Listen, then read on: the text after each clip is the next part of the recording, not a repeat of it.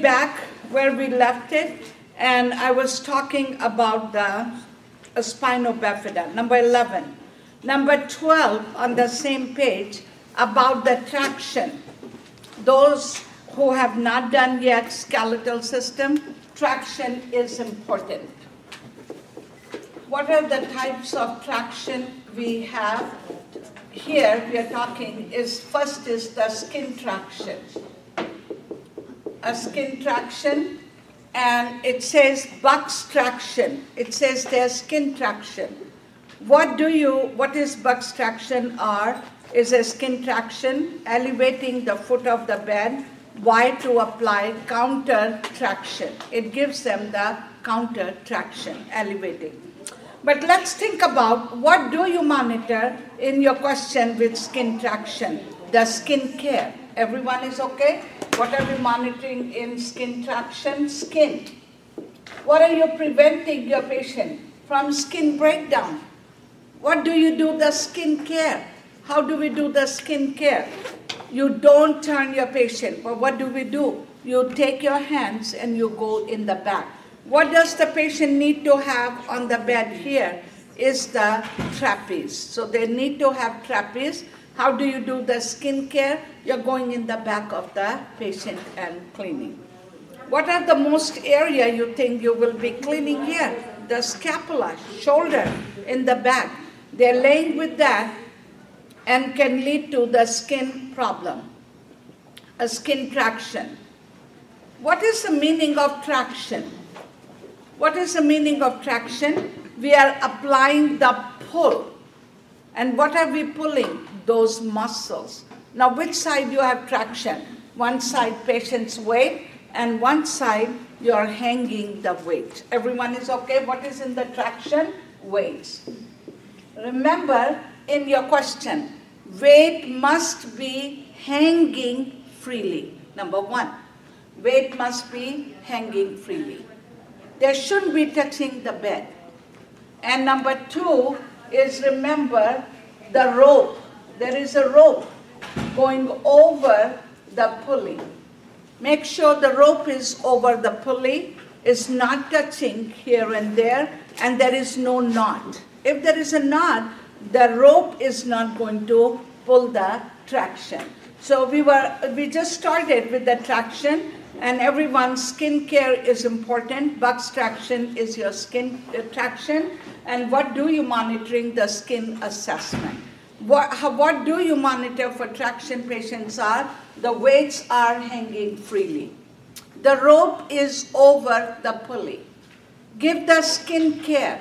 Prevent the patient from any skin breakdown. Why do we apply the traction? Why do we apply the traction? To relieve the muscle spasm. Everyone should know. What are we releasing here? Muscle spasm. And what else we are doing? Number two, immobilizing. Immobilize. So what are we doing here? Immobilizing. So what are the purpose of traction? Immobilizing. What is the purpose of the traction? Relieving the muscle spasm. The rope is hanging freely, and skin care. That is important on your skin traction question. What is the biggest problem for your patient who's laying in the traction? What are the other complications can happen to the patient? Number one, UTI. Why? Because they cannot empty the bladder completely. Those are important things. Sometimes we can't think. So make sure we write it down. We are preventing the patient from UTI. And constipation. What could be the reason of constipation? Laying in bed, taking a lot of pain medication, not moving around. So what are the, number one problem, skin. Number two problem, remember, UTI and constipation. Weight must be hanging freely. What do you have on the bed? Here are the trapeze. What kind of bedpan do we give them? A fractured bedpan. That's different than the regular bedpan. It's very flat in the front, and you can give it to the patient. Now remember, if you're changing the linen, you're not turning your patient, but you're moving from bottom to the top. Next is number 13, hip replacement. Patient come back after hip replacement. What are very important things are, what side do you turn them? Unaffected side. You can keep them on the back. Patient, when they had hip fracture, remember, is flexion. Underline the word in your line. It says, do not flex hip. What is the meaning flexion? Bending. Do not bend the knee. And no more than is what? 45 degree. 90 degrees, 60 degrees, that's not your answer. That means if you are flexing more, there may be affecting is what? Hip dislocation. Next thing is second line. Do not raise the head of the bed more than 45 degrees. If you're sitting more high, it's going to affect the hip again. Number third one is very important, abduction. What is the meaning abduction? Put the pillow between the legs. So we got to remember three things here: flexion, abduction, how do you turn your patient, and do not raise the head of the bed. What would be the patient? Do you start ambulation right away? No. They're non-weight bearing. Who is going to see the patient is here by the physical therapist. Are we clear? They're not putting any weight on those hips. What kind of the chair is good for your patient? Recliner, and avoid using is what? A regular chair. And what do you prevent them from? Flexion of the leg. So that's important here, and high toilet seat is important. Next is, I'm going to move on, number 14, prolapse cord. And I want you to add there, remember I said there are 3 deceleration. And what was the first deceleration? I said late deceleration. Which mother was having late deceleration? When she is bleeding. Now I want you to write down the word variable deceleration. So what is on prolapse cord? Write down the word variable deceleration. If they give you a question, mother is admitted and mother has prolapse cord, and or they use another word, cord compression. I want you to write down another word, cord compression. So what happened when there is a prolapse cord? Cord can be pressing, and they use the word cord compression. And what does it lead to? Variable deceleration. That's not good. Late deceleration is not good. Mother was bleeding. Now mother has prolapse cord. What do we do when mother has prolapse cord? Number 1, you guys have knee chest position or Trendelenburg position. What else can we do? Number 1, position. What else can we do? Number 2, cover the cord. Cover the cord with what? Normal saline. Number 3, you can give mother oxygen. Number 4, what else can you do? Remove the presenting part. The meaning is the cord is coming out. And what is it pressing when the cord is coming out? The baby's head is on the cord. So what are we doing? We are not touching the cord, but what are we doing? We are removing the presenting part. Whatever the part is out there is causing the pressure. And what happened when it's pressing? It's stopping the circulation. So what are we improving here? Circulation. Never do anything with the cord. We have nothing to do. We do not touch the cord. And what do you prepare the mother for C-section? Are we clear? So prolapse cord lead to what? Variable deceleration. There are 3 deceleration. Normal deceleration, the first one, early deceleration. And when we say early deceleration, so I'm going over early deceleration. Baby's head start coming down. So sometimes they say head compression. That means baby's head is going down, and that's normal, early deceleration. The fetal heart rate are dropping, but they go back normal. So you don't have to do anything. Early deceleration. Number 2, variable deceleration comes in what? Prolapse cord. Everyone is okay? And late deceleration comes on what? When mother has abruptio, placenta, or mother is bleeding. So we covered 3 deceleration. Yes? Cord compression, and here the position, cover the cord with normal saline, give oxygen, and remove the presenting part.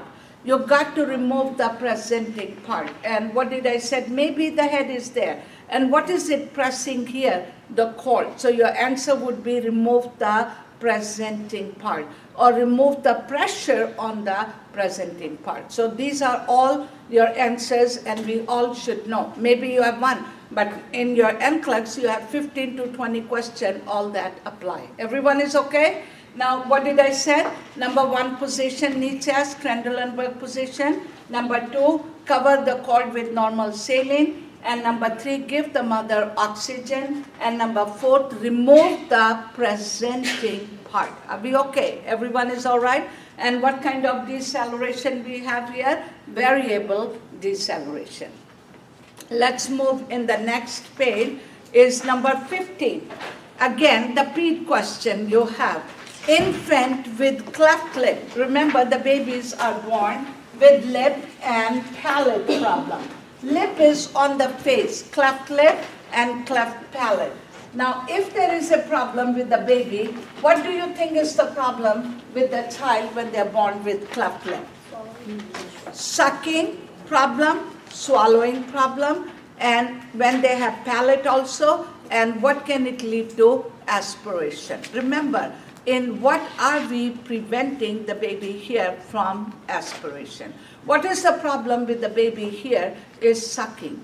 And so that's why cleft lip repair is done early and cleft palate repair is done little later. And so what is here, it says position. Child come back from cleft lip repair. What position would be good? Underline the word back would be good, keeping on the back, or infancy. So you are keeping them on the back. So back and infancy. If you are turning the baby, what side do you turn? Unaffected side. Because lip is repaired, and a baby is moving and rubbing on the lip will not be good. So what side do you turn them? Unaffected side. What is the best position to feed them? Upright or maybe infant seat. You will use them to feed them. What is it important? Underline the word trauma to the suture line. They have a suture line here. What is the highest priority for the baby here?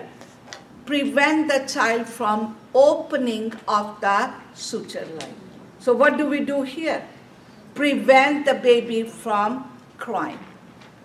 Everyone is okay? What are we doing? What is your priority? Prevent the baby from crying, because if they cry, it's going to open. But they also use the word, they put the clip on the baby. And those clips are called Logan bar or Logan bow or bar. So they have clip. These are little soft metal clip. And they are keeping the sutures in line and preventing them from opening. What is the next care you will do here? The child, restraining them. What kind of restraint are we going to apply here? Is the elbow restraint. So everyone, cleft lip, cleft palate, elbow restraint. Very important for cleft lip is to prevent opening of the suture line. What side are we putting the baby? If you are turning them, unaffected side. What side do we put them when you are feeding? Position upright or infancy. What is the next thing we remember? This is a suture line, and you are giving the formula or the milk. That's a good growth for infection. So what do we do? After each feeding, clean the suture line with normal saline or hydrogen peroxide. Whenever we are taking hydrogen peroxide, should be half strength.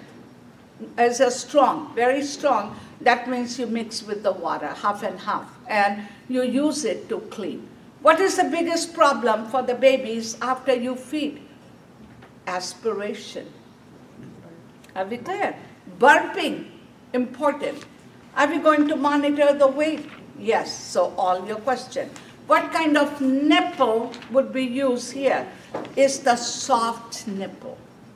Sometimes you have some of the book, it says lamb's wool nipple.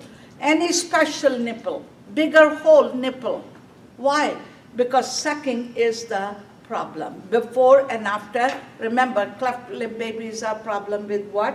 Are the suture line and swallowing problem, sucking problem, and what are we preventing here? Aspiration. Everyone is okay? Palate repair. If they had palate, they do the surgery a little later, but what is the palate can be affecting? The speech. So your answer would be before the child developed the speech, the surgery would be done for palate. What position do we put when they're coming back after palate repair are on the stomach? Put the child on the stomach or sideline position. Why? To prevent aspiration. You don't want to suction a lot.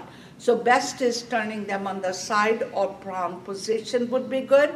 In palate, babies are avoid any spoon, fork, suctioning, a straw, anything which is causing the pressure in the palate you will avoid. And now the child is a little older, and so don't give them any hard cookies and any food which can damage the palate. What is the problem here is again aspiration. So positioning is important, putting them on the side. Give them some water after they finish feeding. Why? To prevent infection. Everyone is okay? Those are very important to know for cleft lip and cleft palate. I'm going to move on, number 16, dumping syndrome. Where do we see the dumping syndrome? In GI package. In the GI, when we have done system. And what is dumping syndrome comes after, underline the word, stomach surgery. It's in the package. And highlight the word, what is dumping syndrome is from coming after a stomach surgery. What is the meaning stomach surgery? They have to cut the stomach. And stomach is smaller. And what is that surgery is called? Bilroth 1 and Bilroth 2. What did they do in Bilroth 1? They cut the stomach and they are joining with duodenum. So what is the word is called? Gastro, remember the word? Duodenostomy. Duodenostomy, duodenum is the first part of your small intestine. So which patient are we doing this surgery? When they have ulcer and they're bleeding and the stomach is bad. So what did they do here is the stomach is smaller in size and the stomach has been connected with what? A small intestine. Everyone is okay? And what is it called? Bilroth 1 and Bilroth 2. What is Bilroth 2? Duodenostomy. They have joined here with duodenum and they have joined here with duodenum. Part of the stomach is removed. Another question may be gastrectomy. What is the word gastrectomy? They have, stomach is small. Gastric word is stomach. Enterectomy, which also goes in your GI. Any of these words. Patient is returning back after Bilroth 1 and Bilroth 2 or gastrectomy or enterectomy. What is the complication? What is the complication? Dumping syndrome. Are we clear? So dumping syndrome is a complication. So what happens when your stomach is small? The food is not staying too long and food is passing quickly in the intestine. So everyone highlight in your package we have is dumping syndrome which patient is you are monitoring dumping? We must know complication of what? After stomach surgery. And what are the name of surgery? Bilirubin 1, Bilirubin 2, and gastrectomy. They may not give the word gastric surgery. They might say patient is coming back after Bilirubin 1 and Bilirubin 2. What do you monitor patient, or what is the complication? Your answer would be number 1, dumping syndrome. What is number 2 complication? Is pernicious anemia. Because where are we absorbing the B12? In our stomach. So what is the complication here after gastrectomy? Or Bilirubin 1 or Bilirubin 2 complication is dumping syndrome. Now let's see what it says here, then I'll tell you a few things to add. It says here is after stomach surgery. Highlight that and add there Bilirubin 1, Bilirubin 2, at least you will know the wording. What do you teach patient? Position, reclining. Underline the word reclining. What is the meaning reclining? Laying on the back. Recumbent position. I want you to write down another word, recumbent position. And lie down after meals. Maybe they're saying position after meals, 20 to 30 minutes reclining. They may use the word when patient is eating, what is the best position? Reclining. Are we clear? And what would you do the next thing? Second line, underline the word restrict fluid. What are we restricting here? Fluid. Because if you drink water, side by side, what happened? Food is washing out quickly. So what are we restricting here is the fluid. And when do we give the fluid? After patient finish eating. Some of your question may be after 1 hour. So remember, don't give water or fluid when patient is eating. Tell them, drink water after they finish eating. Next is low CHO word is carb. What are we cutting down here is the carb. And you can give everything and fiber. And it says small, frequent meal. I don't usually like you to remember and memorize, increase this, increase this. You can increase anything. But what are we cutting down here? Only carb. So if in your question they have increased protein, increased fat, but if they have increased carb, don't pick up that. Because what are you need to decrease here? The carb. Are we clear? So what is dumping syndrome? Everyone, because food is not staying in the stomach too long, food is going too fast. So position. Never raise the head. You have to go in what position? Reclining position. Or we call the word recumbent position. Or maybe laying on back. Whatever the wording is. But do not pick up, raise the head. Number 1 position is on the back. No raising of head.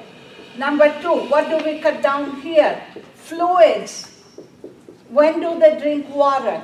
After finishing eating. Maybe 30 minutes, 20 minutes if you have question. But don't say with meal, don't drink water. Number 3, what do you cut down? Carb. Anything else you can increase. Why carb? Because they digest faster. And maybe the fiber also, they're saying, is cut down. But this is very important. And what kind of meal you give them? Small, frequent meal. Everyone is okay? Very important that we all know the diet question, and that goes pernicious anemia. And what are the early signs of patient with dumping syndrome? So what are the 2 complications after stomach surgery are? Pernicious anemia and dumping syndrome. So dumping syndrome, very important, we all know, like this. And I want you to write down the sign and symptom of dumping syndrome are. We all know the stomach upset. So I won't say that. I want you to write down the word palpitation. Patients start when they're eating and the food is going down. What are they start feeling? Palpitation. Very important. And second word, pallor and diaphoresis and dizziness. I want 4 things to write down there. What do they start feeling symptom? Palpitation, pallor, diaphoresis, and dizziness. Everyone is okay? 4 things we must know important. We all know the upset stomach. Patient feel nauseated, vomiting. Yes, because it's a stomach problem. But the things what we will not think, those will be in your question. So what are the main things we need to remember? They feel as soon as the food is going down and their stomach cannot handle, they start feeling palpitation. Color of the patient is pale, they're diaphoresis, and they feel dizziness.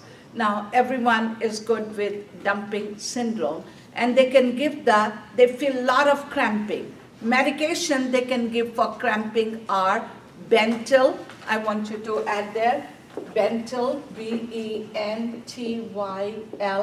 and Probentin.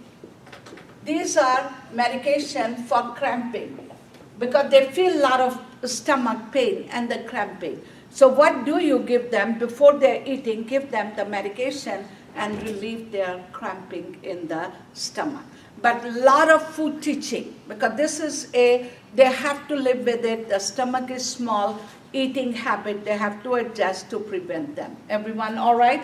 The Bentyl, B-E-N-T-Y-L, and Probentin. First position, you have everything there, and I said the recumbent position, fluid, don't take fluid with meal, and number 3, cut down carb, and what would be here, the last one is here for them is small frequent meal. Everyone is all right, dumping syndrome? Everyone, what is the complication dumping syndrome is from when the stomach is becomes smaller after Bilirubin 1, after Bilirubin 2, and gastrectomy. What is another complication of small stomach is?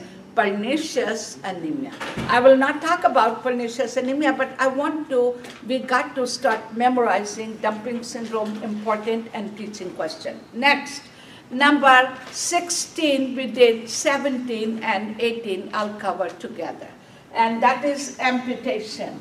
Patient is with amputation, patient is coming back. I will highlight that later because it has only one word here in both of them, prone position. So highlight the word elevate, 24 hours. And so first you're elevating after amputation. Which patients are going for amputation? Diabetic patient, high risk for poor circulation. Now, amputation question, remember, is you can elevate. Whether there are 2 kinds of amputation. Number 12, 17 you have above knee, and 18 you have below knee amputation. So remember the wording, AKA and BKA. A means above, B means below. Knee amputation. What position? Any question. Both amputation. What do you do? First patient comes in, elevate. Only for how long? Elevate only 24 hours. If they have 24 to 48, that's okay. Afterward, and why do you elevate them? Why do we elevate them? To prevent edema. After surgery, elevation is always to prevent what? Swelling. And what is the word is here? Edema. After 24 hours or 48 hours, whatever they have given you, is you're going to turn the patient into what? Prone position. Very important is prone position. And why? I want you to remember the word to prevent what? Flexion. What is the meaning? Flexion is bending, going up. And so prone position, and it says provide for extension, but I want you to write down prone position to prevent what? Flexion. Are we clear? And so why do we put patient on prone position is to prevent flexion. Are we clear? Now remember, if you have patient is always up, elevating the leg. Think about they have no leg here and they have only this thigh. Some patient has double amputee. subham 1. So what happens if you keep on elevating? This thigh would be going where?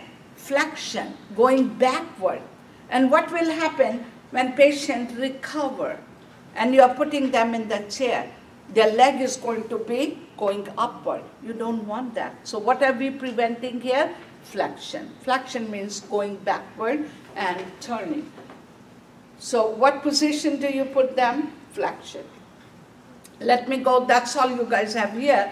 But what do you keep in the room? Patient is turning back from the surgery. What do you have in the room? Tourniquet. Everyone knows what is tourniquet. The rubber tubing. When you go for lab and they draw the blood, that's a tourniquet when they tie. So big tourniquet because the thigh area is big. And if they start bleeding, it will be a lot of bleeding and will be hard to stop the bleeding. So what do? We tie the tourniquet. And that's why you keep the tourniquet to prevent what? From bleeding. And what do you keep in the room? Tourniquet. What do you have in the bed? Trapeze. Very important, you have trapeze. Are we clear? And patient would be able to move themselves, get in and out by using trapeze. What are the complications? So everyone is okay. What position do we put them? Prone position 2 to 3 times a day. And why? To prevent what? Flexion. That's important. Now, tourniquet we already know. Now, if they ask you what kind of pain they have, you all know, is called phantom pain. What medication do you give if patient has pain? Always give pain medication. If they have no other answer, anybody is saying, I'm having a pain, you do need to give medication. But the answer is non-therapeutic treatment. What is a non-therapeutic? Means no medication. Therapeutic treatment. What is a non-therapeutic treatment is? I want you to write down the word tense unit. Non-therapeutic means no medication. And what is tense unit is? Is a nerve stimulation. And what is it blocking? The pain going towards the brain. So it's blocking the pain center. And we are not giving medication. And if they ask you, what is the non-therapeutic treatment for patient with amputation? Your answer would be tense unit. Are we clear? And what is the tense unit does is there is no medication but blocking the pain going towards the brain and you're not feeling the pain. It's a stimulation. And tense unit you can rotate on the side. Always check the skin care because it can cause irritation. And it is for pain management. What bandages are we using on amputation patients are your elastic bandage. And what do we call ACE bandage? So those are the one. And why do we use those bandages here? To help them to shrink the stump. Are we clear? So what is the area is called? A stump. And what do we want to do that area to shrink in a proper shaping so it can fit them in where? In the prosthesis. So what do? You remove the elastic bandage, check the skin, wash it, and when you are putting a lotion, go towards the bone or towards the suture line, and you are preventing the skin not to adhere to the bone. And that is important. After you remove it, reapply it. But what is the other problem with these patients are wound infection. So what are you monitoring these patients here? Wound infection. So what are the complications here? First thing we said, phantom pain. First one, bleeding. Everyone remember the risk for bleeding. That's why we have tourniquet. Second problem, they have what? Phantom pain. What is the third problem? Wound infection. And you got to monitor the wound. And any problem in the wound, you need to notify the physician. So everyone must know these few things on your amputation. I want to go above knee amputation. What do you teach patient and what is the problem in above knee amputation? What are we preventing here in above knee? there are two wording, and you just write down the wording and you'll be okay. If it is above knee, means there is no knee. And what happened when there is no knee? We are not having a good support on the leg. And what does it cause the patient here? Remember the word rotation. What does rotation means? The leg is moving on the side. What do you use to prevent rotation? You can use pillow. You can use sandbag. But I want, as a nurse says, for positioning, everyone should know the word trochanter roll. What is a trochanter roll? What is the trochanter roll? You move like you're folding a blanket or a sheet and you're putting lengthwise. So is a roll you're preventing from rotation. Same thing question, patient has hip surgery. How do you prevent rotation of the leg? Your answer would be trochanter roll. Are we clear? So patient has above knee amputation. What are you preventing here? Your answer is what? Rotation. What are we using for rotation here is the trochanter. You will all know pillow you can use, sandbag you can use for positioning, but this is very important that we know trochanter roll. What is below knee amputation? The meaning is there is a part of the leg is hanging. And what does it cause here? The word is called flexion. So remember, above knee, rotation word. Below knee, what are we preventing here? Flexion. What do you teach patient? Not to sit too long in the chair or at the edge of the bed. Why? If they're sitting too long, what will happen? This leg is going inward and that causes flexion. So how do you prevent flexion? And what do you tell the patient here? Is do not sit too long in the chair. They can sit, but not all day long. To prevent what is flexion. Let me repeat. In amputation, there are two kinds of surgery, I said. What are the two kinds of amputation we have? Above knee and below knee. Above knee means we are preventing rotation. Below knee, we are preventing flexion. Patient come back after amputation, you can keep them elevated for 24 hours. Afterwards, 24 to 48 hours, but not every day. Then you turn the patient in what position? Prone position. What are you preventing here? Flexion. And not only one time, 2 to 3 times a day. And patients should be laying on the stomach or prone position to prevent flexion. Your dressing must be checked. Dressings, you're using the bandage, elastic bandage, monitoring for infection. And what are we doing here? By using those bandages, we are shaping the stump. And that the word is called shrinking the stump. So that is for your care, for your patient pain management. What is non-therapeutic treatment is here is the TENS unit. What is the TENS unit does here is blocking the pain center. What do you monitor with the TENS unit? Irritation of the skin. So those are, but if you don't have TENS unit and patient says, I'm having a pain, and what do? Give your pain medication. But TENS unit for non-therapeutic treatment. Everyone is okay? There are two kinds of amputation, are above and below knee amputation. I'm going to go number 19. We talked about yesterday detached retina. What are the two reasons for detached retina? Is inside the layer of the eye. And detached means the retina is moved away.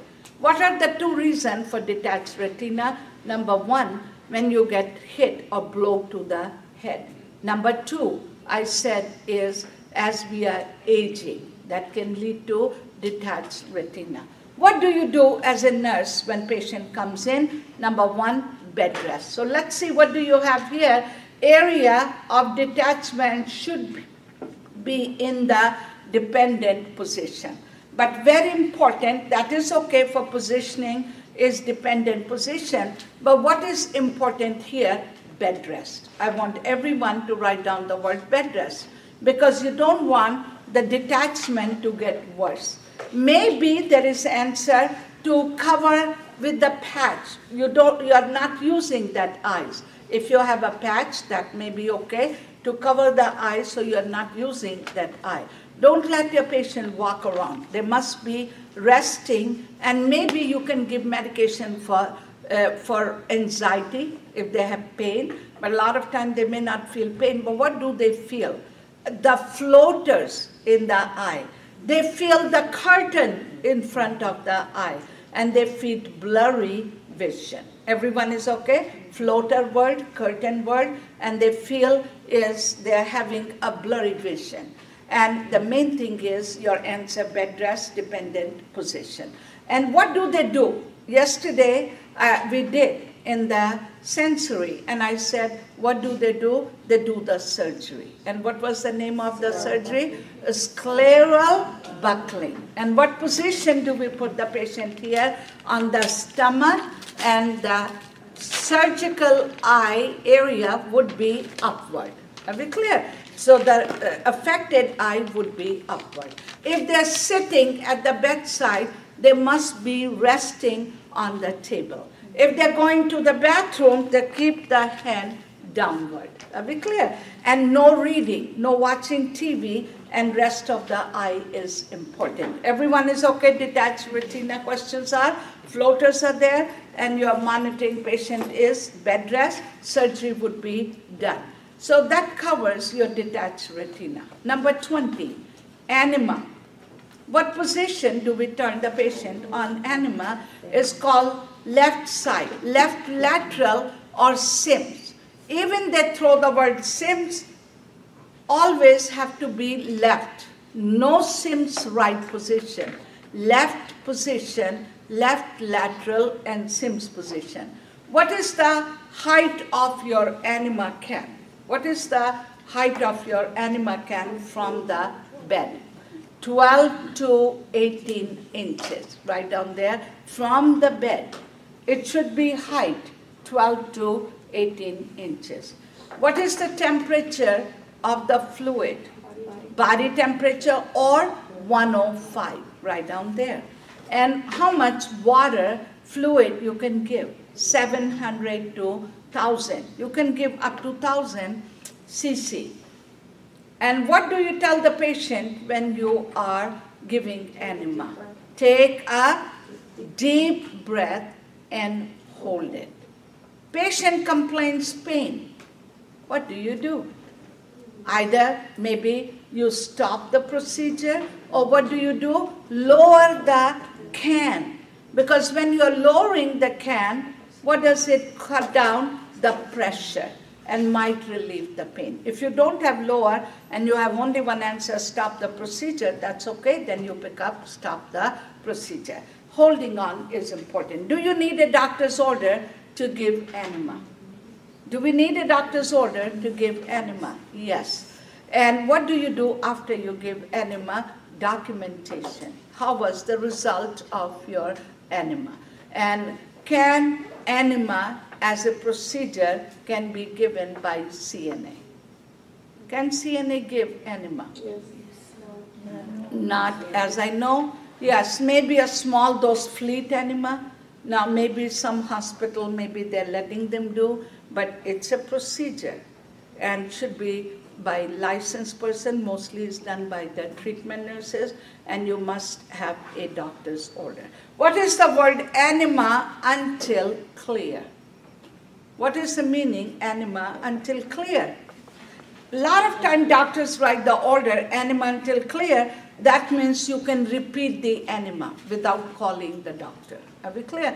And like they're going for surgery, and when they're having a BM, there's no BM, they're clear.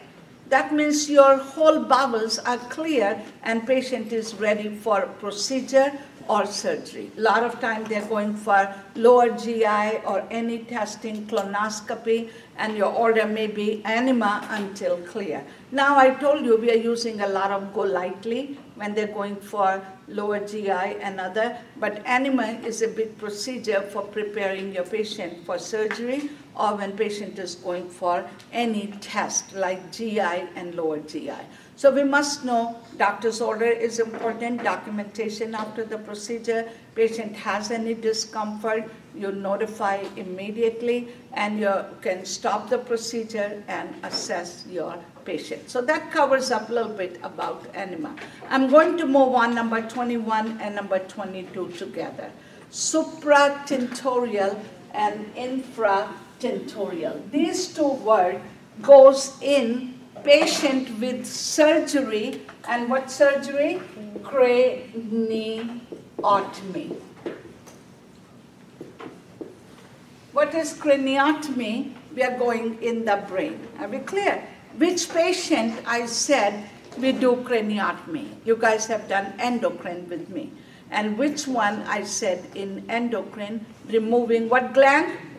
Pituitary gland. Remember? So when you're removing pituitary gland, what is the word is called? I like to repeat because it's good, we all would remember. So when we are removing pituitary gland, what is the word is called? Hypophysectomy. So remember the word hypophysectomy. Everyone is okay?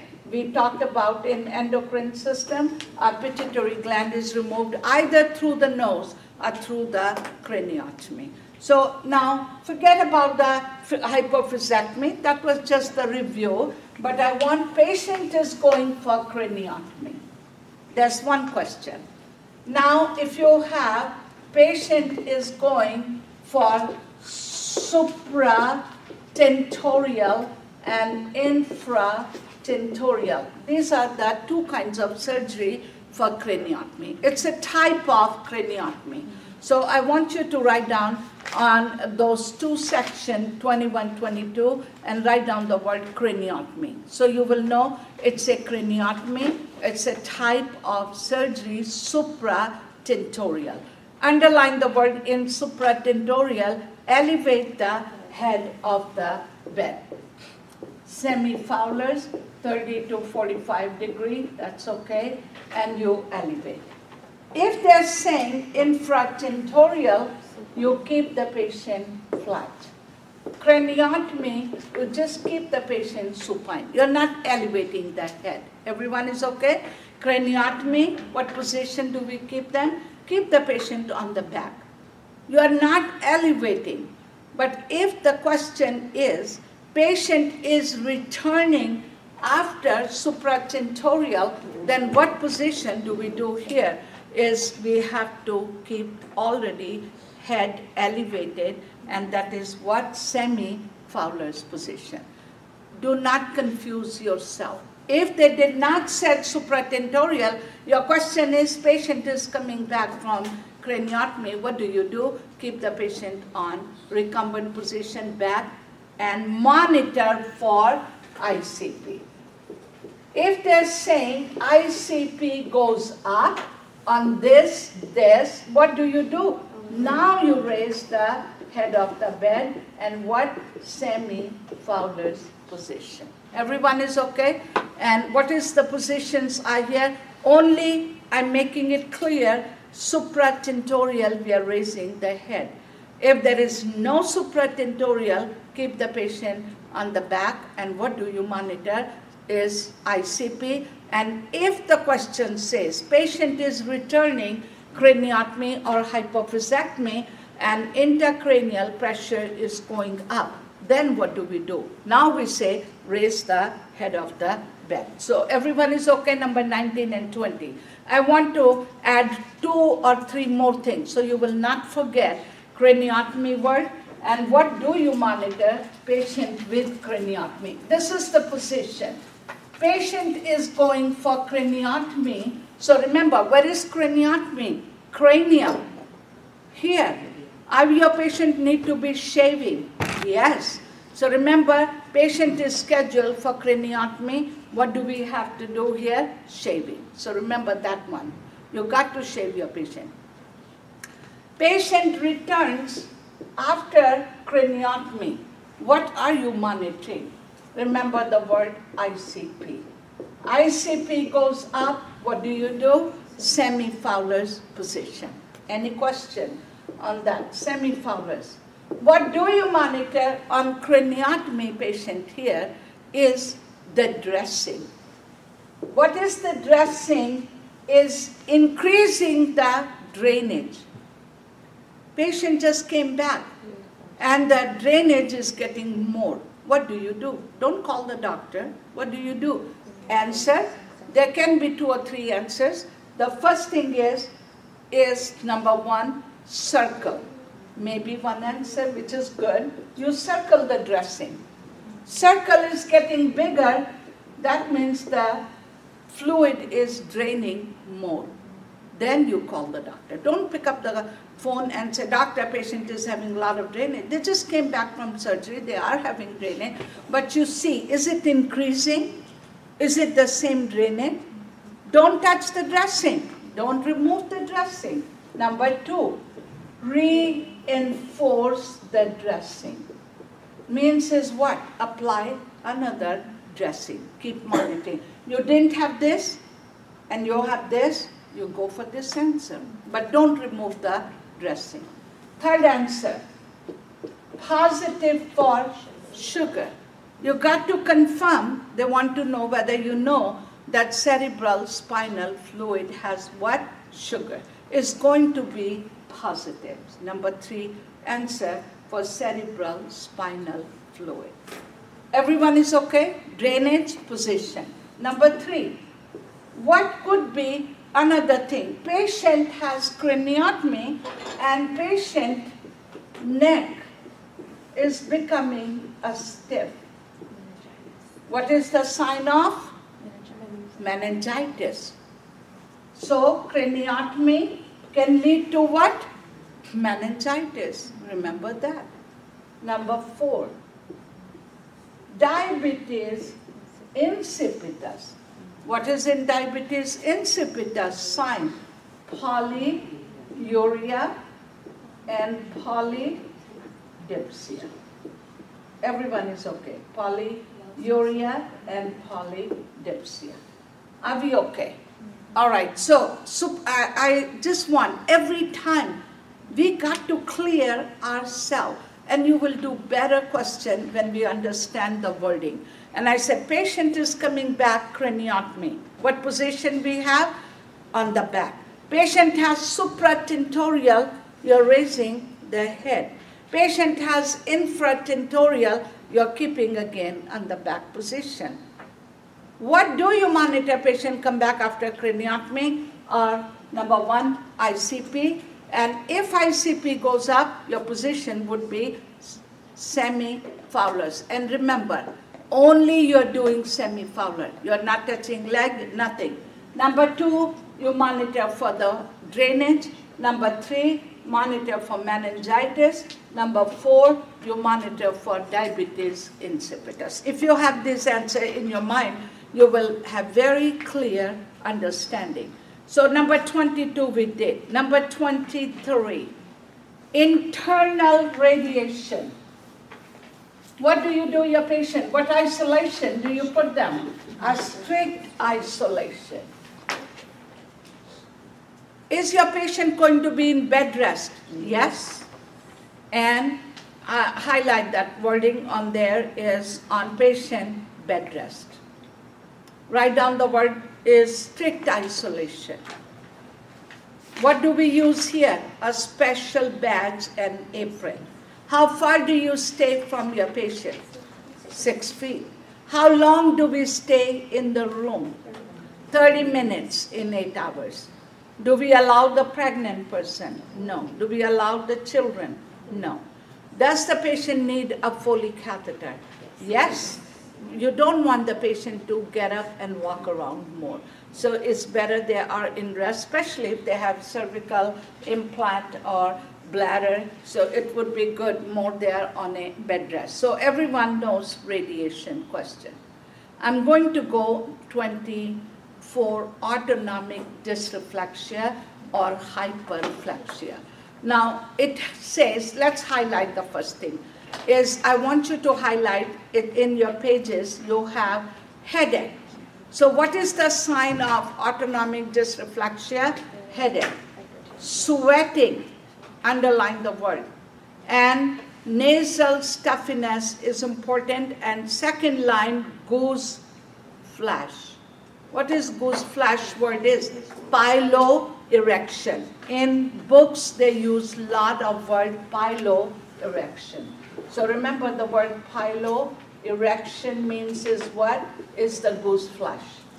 Patient is coming in. Patient says, I'm having headache. Patient's blood pressure is very high. Patient has piloerection, and they're asking you, what does wrong with your patient? Your answer would be autonomic dysreflexia. Now it says, and what do you do immediately? So I will leave that for now. But what is autonomic dysreflexia? I want you to write down on the side, it comes from a spinal cord injury. It's a complication of a spinal cord injury. Patient has what injury? A spinal cord. And what happened with spinal cord injury? First thing, before you go autonomic dysreflexia, if there is a question, patient has spinal cord. So we all know a spinal cord is here from the neck, cervical, then you have thoracic, you have lumbar, and you have sacral. When they're using the word cervical, very much problem in breathing. So how do you look your question? How do you treat your patient? Patient has spinal cord injury. First thing is they're compromising with respiration. Maybe they need ventilator, cervical 2, cervical 3, 4. Biggest problem for them are breathing. So even you don't know, what do you assess? Breathing. What do you assess? Number 2, they are paralyzed. And how do you know for paralysis? How do you assess? Flaccidity word. Flaccid muscle. The muscles are weaker. Patient cannot move their legs. Muscles are weak. And what would be the problem with paralysis is your bladder for your patient and BM. So what do they have here? Urinary retention. What do they have here? Constipation.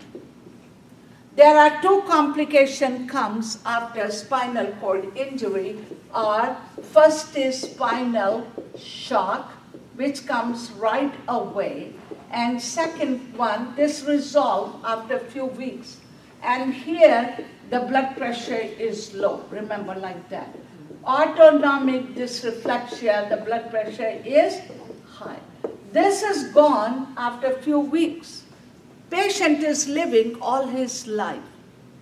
What is the problem with the patient?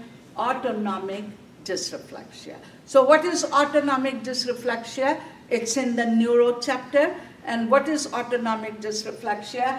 Complication from spinal cord injury. And what happened to the patient? We said hypertension. Are we clear? And what does the patient is complaining? What is the sign of hypertension? Headache.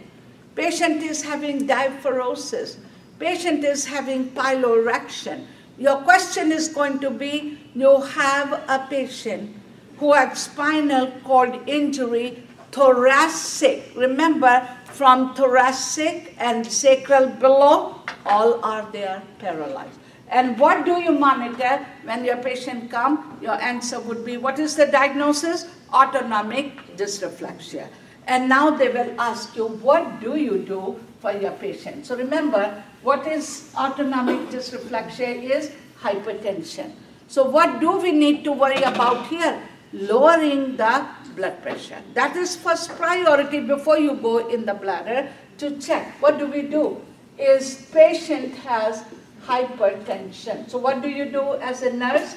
Raise the head of the bed. You don't have any other thing. You don't waste time to call the doctor.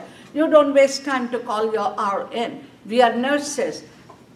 Patient is sitting in a wheelchair, put him in back to bed, make him comfortable, and raise the head of the bed. Why? To lower the blood pressure. What happens if you don't lower the blood pressure? A patient can go in stroke, cardiac problem, maybe in a stroke. You want to lower the pressure. Now, what do you do? Second thing is, I won't go first bladder, always keep it in mind. Why does the patient has hypertension? In many questions, if you're doing exam cram question, any other question, and there may be one word, and what is that word? Noxious stimulation. What is the meaning noxious stimulation? Something is stimulating patient. So what do you do? Answer maybe remove the noxious stimulation. But remember here, keep your patient comfortable. If they're saying is loosen up the clothes, that's fine. Change the linen, that's fine. Cut down the cold air in the room, that's fine. What is the meaning here? You're comforting your patient. What is number 3 they're saying? Patient has Foley catheter, what do you do? Check for kink. Maybe the catheter is not draining. Check for kink, check the tubing. Maybe patient is laying on the tubing. Maybe patient is sitting on the tubing. And then if you have a problem, maybe you need to take out the catheter. But always your answer is here, check the catheter. Now, if they give you, you've done all that, and they said patient has no catheter, then what do you do? Then your answer would be assess the bladder. If the bladder is distended, then what do? We are going to insert what catheter? A straight catheter. But before you put in, you assess. What are we assessing for bladder distension? Next is, if they ask you what to do, check for bowel movement. Are we clear? And check, how do you know bowel movement? They may have answer, check for impaction. That's okay. They didn't have check for impaction. How do you know your patient has bowel movement? Look at the patient's record and see when did he had a last BM. Are we clear? So check for BM. Now what can you do? Maybe you have the order PRN medication for blood pressure. You can give the medication. If you don't have it, also you will call your RN or MD, whoever is there, and last word you will do the document. Never forget documentation. Anything happened to your patient, we got to do the documentation. Everyone must know this is the way. What is autonomic dysreflexia? Complication of spinal cord injury. How many complications happen to the patient is number 1, spinal shock. Remember the difference between spinal shock, the blood pressure is low. You still assess them for bladder because they're paralyzed, but the blood pressure is low. What is an autonomic dysreflexia? High blood pressure. What is the other word I said? Piloerection word. Remember headache word. What do you do as a nurse? First thing, lower the blood pressure. Then you make your patient comfortable and do what all the other answers you can apply. So we have done autonomic dysreflexia. Let me finish 1 and 2 more. And shock. What is shock are you monitoring? Shock patient has is elevate and knee straight, head slightly elevated, Trendelenburg position. When do we have shock? Which patient has a shock? Shock can be many kind, right? You have number 1, fluid loss, blood loss, hypovolemic. There can be a cardiogenic shock. There may be a neurogenic shock. And there may be a renal failure. Patient has shock. So what is shock means is your vital sign. Any shock are there. And remember the word. Whenever they're giving you the word dehydration, we do not think, we very simply think dehydration, okay, give fluid. What is dehydration leading to? Hypovolemic shock. So what are we looking on dehydration? Also shock. What is in shock is low blood pressure, pulse is high, and respiration is high. What do you do? The first thing in shock, positioning and Trendelenburg position. But remember, I want to add dehydration word because very important for your question, are they addressing dehydration here? Next is head injury. We talked few things. Patient has head injury. What do you monitor head injury patient? ICP. What else? Number 2, meningitis. Number 3, diabetes insipidus. Number 4, cerebral spinal fluid. Are we clear? If you have more head injury and you are controlling blood pressure, no suctioning for longer time, not too long. What do you cut down when we suction a patient? Oxygenation and increasing the pressure. Immediately, patient fell, patient hit his head. What are we monitoring? Patient had injury. Maybe question for meningitis. Maybe question for ICP. Maybe for patient with what? Here, diabetes insipidus. And monitor on the dressing is leakage of the fluid. So we covered that. And number 27, dialysis. That will be the last one. Number 27 is peritoneal dialysis. I said in the morning, there are 2 kinds of dialysis. Hemodialysis. What was the complication with hemodialysis? What was the complication in the morning? Air embolism. What happened? What is the complication with peritoneal dialysis? Peritonitis, infection. Patient is home. Patient says, I'm doing dialysis in peritoneum, but my fluid is not coming out. What can you advise the patient? That's what you have here. Underline the word turn side to side. Number 1, check for kink. And I would say also is number 1 is turning, kink, and make sure the bag is lower, the level. And the next thing also you add there, increase fiber. Because a lot of time constipation, you don't want to use the word increased fluid because they're dialysis patient, they're renal failure. But maybe give them more fiber. Constipation, and also remember the bag is hanging. But turning from side to side is important, and that can be applied for peritoneal dialysis. So I think we did already lumbar puncture. So lumbar puncture, we already talked about that. Positioning is on the back, and during procedure, you turn them on side position or fetal position. I will go over next time whenever we are doing, wherever we left it. So I will stop here on page 3.